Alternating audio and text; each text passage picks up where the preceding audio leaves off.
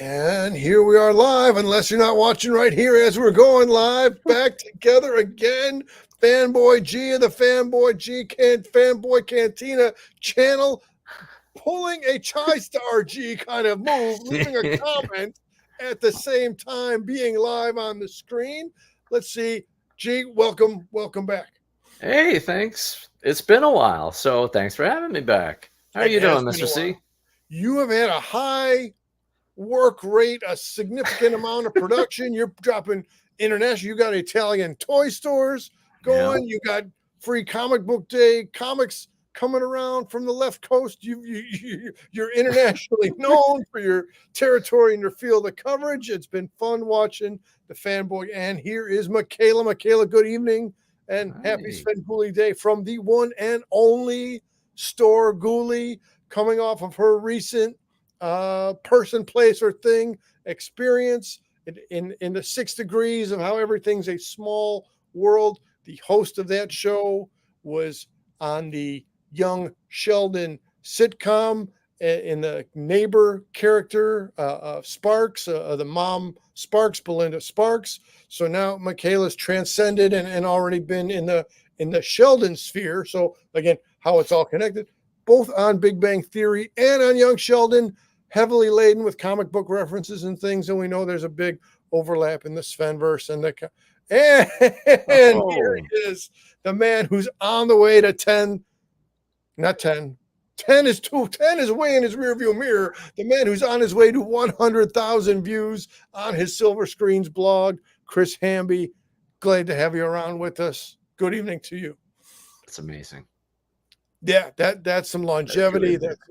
So now that's a perfect tie-in, because I'll say, where do you go for your Svengoolie information, or what is a reference point to you? What are amongst, I don't know, the top, or the where do you go when you're looking for Sven information? What are your sources of information Apart from you? apart from me? Well, I would think Terror Dave would be a good place to go. Tara Dave is absolutely one of the pillars of the starting spots. Chris Hamby is absolutely another one of those pillars of starting spots to Of getting all the course. good information. Then you got Svengoolie.com in and of itself.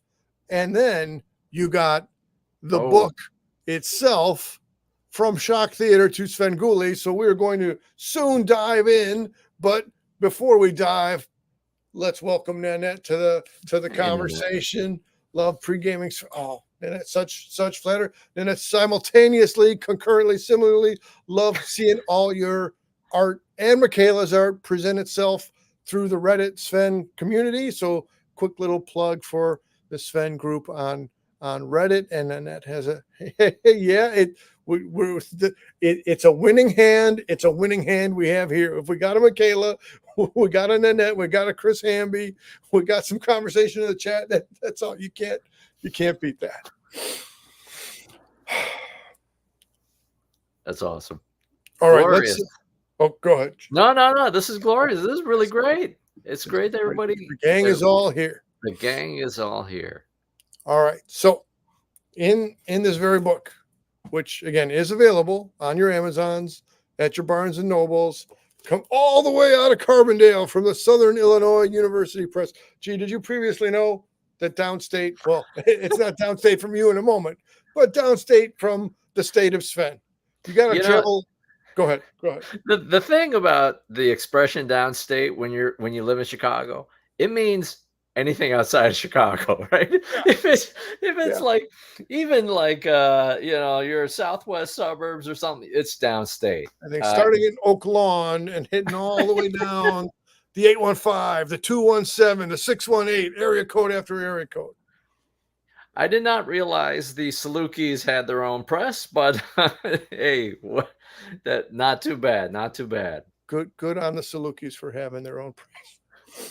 All right, so let's take a gander at the co-authors of the book, Ted Okuda and Mark Yurkiw. Yurkiw. All right, so that's what Ted and Mark look like. This is a photo out of the actual book itself. Don't read into anything that here's, a Japanese guy and a non-Japanese guy. Don't read into anything. Don't read into We are anything. not related. We are not related. Maybe we are. No, we're not related. All right. So again, as we if I'm going to show some footage from a Terror Dave blog, if I'm going to show some footage, some scroll from a Chris Hamby blog entry, we're going to show a good amount of it, but we're not going to give away the whole farm. We're going to say, hey, let's go back to actual terrordaves.com. Let's go back to actual Chris Hamby Silver Screens Reflections to the blog itself. Okay. So in that same way, we're not reading the book chapter to chapter, page to page. But look. I mean, just again, talk about the good colors there. Talk about an appealing book to pick up off of the shelf. You want a fun read that's full of facts and history. This is a way to go. This is a way to go. So, all right, chapter 1. Oh, jeepers creepers. Chapter 1 is off the. Oh my. Okay, we'll just. It's gonna be all right. Chapter 2 gets into some old time Chicago local TV history, as does chapter 3. Follows right along. Chapter 4, it's all right there. Notice one of the themes here is that each of the different channels. There we go. Michaela, keep fanboy keeping us up on the comments. Michaela's interested in the book. And Michaela, as you said last week, maybe that gives you more different inspiration for drawing different things. That's a beautiful thing to again, we're Sven pals, we're Svengooligans, we're Svenologists, we're in the study of Svengoolie. It's a good thing to be able to trade information and be in the community. All right, so one of the little things here that we're going to get is each of these is covering a different channel. So over here, like I didn't even know Channel 7 used to have the call letters WBKB. I only know it as WLS, but so there's a little history lesson right there. Channel 2 still been WBBM. That's fine as well. So each of these chapters, it's a nice looking intro page to now you got creature feature, whichever. So just general. We were young people in the world at the time the creature feature was on. We weren't really watching the movies at late night when we were so young, but your general impression or general recollection of the words and the images you'd see in the newspaper or on the TV. Creature feature coming on. What do you recall of the vibe of creature feature? Yeah, generally terror. Yeah. I was a young and impressionable kid. And horror just creeped me out. I've already talked before on your channel about my trauma from the attack of the mushroom people. And I have a low threshold for terror. I've gotten better. I've tried to improve my tolerance over time. But yeah, all that stuff creeped me out.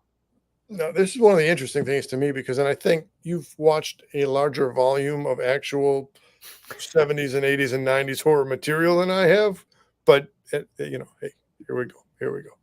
All right. Again, Channel 32, before Screaming Yellow Theater, had other dive-ins, other programming scheduled to have science fiction programming come around. And here we go. Channel 44. Channel 44 was good to us in our youth, playing a lot of vintage cartoons and a lot of Japanese import television. It was a great way for us to be entertained. So now we're coming into next up on the timeline, on the chronological system here. Screaming Yellow Theater, the birth of Svengoolie, or I Was a Hippie Whore. See, it's fun. It's got jokes. It's got entertainment. It's a good book to check out.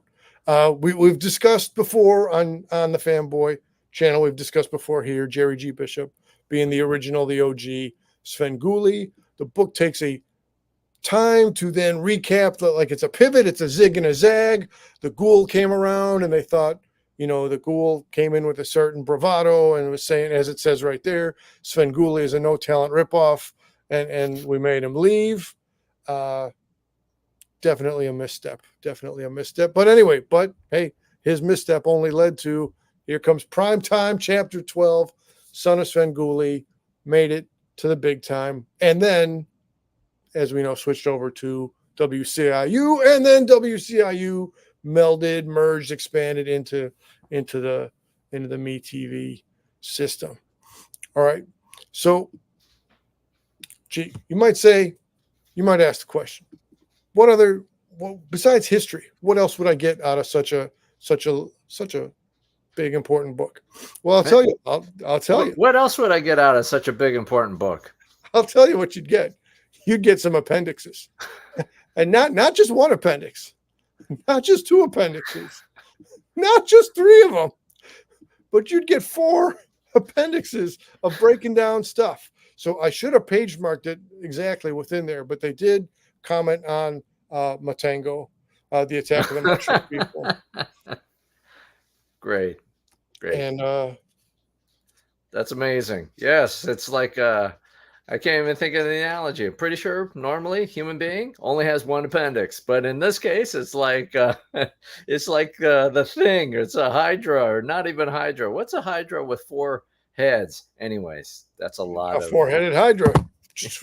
4-headed Hydra. Yes. All right. So that some of that was Michaela had. All right. So Yeah. we're current on the comments. We are current. We're current.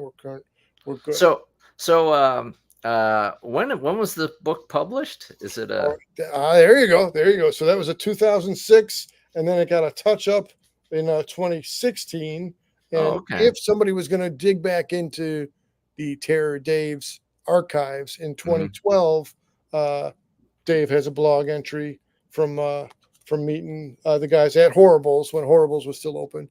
So again, not giving away the whole thing, but you want plenty of good pictures and plenty of good narrative to go along with the whole thing.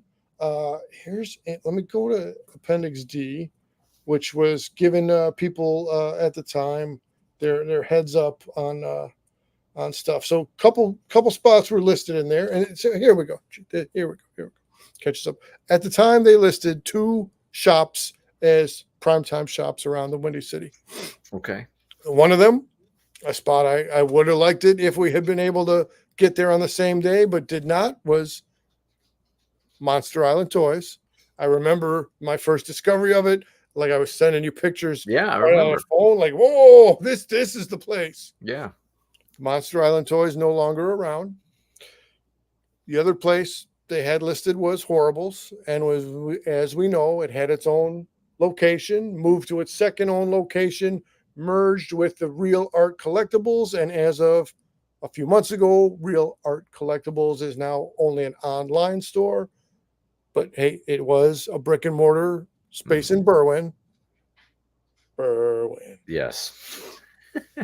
Gee, is there a place that we've been in more recent times that kind of fills that niche, that meets that need for the person that wants to be in the brick and mortar spot to be able to get horror related merchandise? Well, I believe there's a place on the north side that is quite a nice establishment. I would agree. And the Horror House, right there at, I believe, 2931 West Belmont is a beautiful, beautiful spot to be. The other spots we've hit would include the Bric-a-Brac, which is through the through door around the corner. Not literally around the corner, but literally right next door from the Brood Coffee House. Then I tell you, Nanette, Nanette is. I mean, you can answer it now, or we can talk off the camera, Nanette. But have you made it to the Horror House yet? And if not, I would say it's definitely worth the trip and worth coming around. Highlights that you had from our. Oh gosh, it's coming on a year ago already. Has it been that long? It feels like it was just more in the recent rearview mirror, but it's coming on a year ago that we made our outing there. Recollections, reflections, highlights. Well, and everybody can watch our field trip to the Horror House, because on the Fanboy Cantina channel, we have a virtual field trip video of that. Yeah, there it is. Wow, you got more of the merch than I do. So yeah, you can go to Fanboy Cantina and watch our virtual field trip at the Horror House. That place is a great venue. It's not just, a mishmash of random stuff. It feels like a curated experience. They've got original art, they've got their own shirts, they've got collectibles. It's a good spot. It's a great spot. Yeah. Nanette jumping in to agree, and good to know that she has made it, and also to the Brood. And again, I don't know where somebody would watch Uncrypted in the current time, because a certain other YouTube channel did have it up, but that channel has vanished now. But anyway, for those of us that don't know, Nanette is featured on the Uncrypted documentary as one of the collectors, as one of the administrators and overseers over the Sven collection that is only fictitiously in the basement of the Brood, but in fact in the real world, uh, not really down the stairs from there. All right. Let me jump around a bit here. G, as we've said before, it would be great if someday you're back around again Mhm. in town to make it to C2E2. There was a certain shaking of hands as photo captured by Terror Dave at C2E2. Now, long time fan of Kevin Smith, Mm. long time fan of Svengoolie. What would you look forward to in them having a minute to banter, to interview each other? Well, I'm not versed in like how much Kevin Smith is into horror. He did produce a few of his own films, right? Like you got Tusk. What's the other one? You have Tusk and was it Vulgar? That was a disturbing movie, for sure. I think there's that.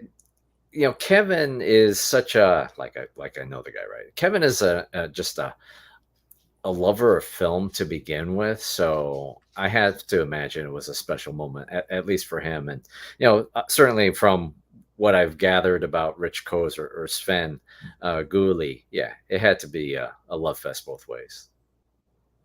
yeah, absolutely. And I think pictures are worth 1,000 words. Yeah, I think you can kind of tell in the facial expressions there on Kevin. It's I don't think that's just convention travel fatigue. I think right. that's a little bit. He's a heart on his sleeve kind of a guy.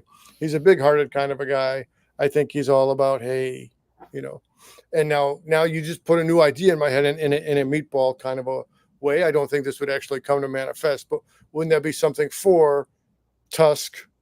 I don't think Vulgar would get cleared through the MeTV family friendly ways, but No, well, maybe Tusk wouldn't either. Now that I think about it, probably not. probably not. Okay, never mind. But I said, wouldn't that be funny for Kevin to come on while Sven was doing a featured Tusk on the show? But yeah, now that I think about it a little more, probably not so much. Yeah, no, that's good. All right. C2E2 was a good experience, and you've talked about it already. But yeah, as you said, I would love to go. I would love to go to C2E2 one of these days. I haven't really been much on the comic book or any kind of circuit since, I don't know, since I lived in Chicago and would go with you. I went to Fan Expo in San Francisco last year, had a fantastic time. It definitely whet the appetite to go to more of these events again. Maybe not a Comic Con in San Diego. Still, that's probably a little too much entertainment for me. A little bit too much of the spectacle. But yeah, would love to go to C2E2. Now, gee, you're saying that, and I didn't exactly pre-plan this, but again, there was a time where we did cosplay Yeah, long ago, long. and Yeah, prior to 2004, according to what I'm able to see here. But and again, it was we at that time we were encouraging Star G to enter the arena of cosplay a little bit, but now I'm pretty sure I have not shown this before, but for frame of reference, and nice. we We have no idea who the guy in the middle is, but there we were doing the Kato and Green Hornet bit, and well before I ever put on a Svengoolie makeup, well before I wanted to go with the Chris Jones variation of a Sven. There you have it. There we were. That Back was a in the great day. time. That was a great time. Yeah. I still have parts of that that cosplay. I don't know if it fits, but I still have parts of it still around. The hat. Yeah, I'm pretty sure I got the hat. I know I've got the jacket. The mask, I think it's made out of resin, and over time it just sort of contorted itself into something else. I don't know if I could shove it on my face. Might be time for a new mask. Might be time for a new mask. All right. Well, and this is something that you and I have done from time to time is breakdown. We don't do this every single month, but sometimes at the start of the month. And again, we had many things going on the schedules this time around. Tonight we're on Scream, Blackula, Scream. I've never seen it. You've never seen it. I believe according to Hamby, Sven's never shown it before. So that'll be an interesting view. And then, next week, Destroy All Monsters. Do you have any recollections on Destroy All Monsters? No, I got to actually look it up. As you had it up there, I have to look it up to see if I've... Okay, it's a kaiju movie. Yeah, I don't know if I've seen... Wait, I had to have seen this one. I just don't remember it. That's what I'm saying. A lot of time passes. There's Universal, there's kaiju, there's but yeah, it's definitely a well-respected picture. And at 88 minutes long in runtime, and Sven is what, 2.5 hours? That leaves a lot of room for Kerwin. That leaves a lot of room for Svengoolie and the Imp and nostalgia for Ratu. So you raise a good point. That'll be interesting to see how they do the breakdown. Wow. Yeah. No, that sounds good. For sure. That sounds good. I had to have seen this. Wow. And the budget oh no, all this is in yen. I have no idea what that means, what the equivalent is. Anyways, I'm sorry. I just wasted everybody's time right now. Everybody loves, I'm going to tune into a live stream and I'm going to watch some guy look at his phone and can't do math. Back to you, Mr. C. All right, back to me. And I think we're mostly good for the night here. I want to thank Chris Hamby, thank Michaela, thank Nanette for stopping by. And we got another comment coming in. And tonight will be the big confirming what he said. See, you got to read it in the Silver Screens blog, but there he is. If somehow you didn't make it to Silver Screens blog yet, there he is to confirm the information. And look at Chris's picture there. He's arms open, Svengoolie t-shirt wearing guy. Let's take a minute to go t-shirt. I did show the Fanboy Cantina t-shirt as I was watching the older clips again of the worst of Svengoolie, and there's Sven and Johnny B. Oh, slow down, pal. Man. Slow down, pal. Anyway, I got but the loop, Johnny B in the loop.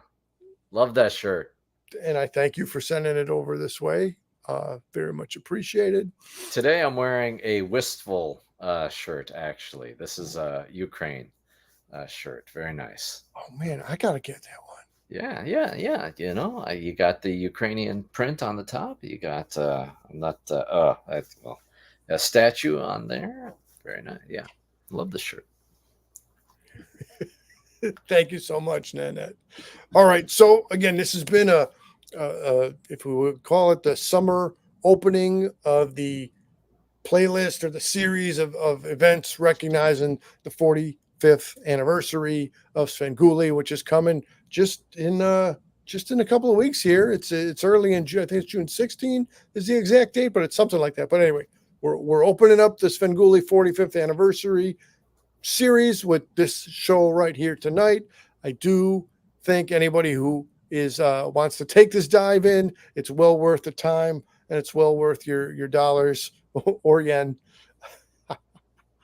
Thanks for stopping around, everybody. I'm going to close this out. Do check out Scream Blackula Scream tonight. Do check out Destroy All Monsters next week. Thanks for coming around, and we will be back with more Sven coverage and all good stuff in the coming days. Thanks, and we are out.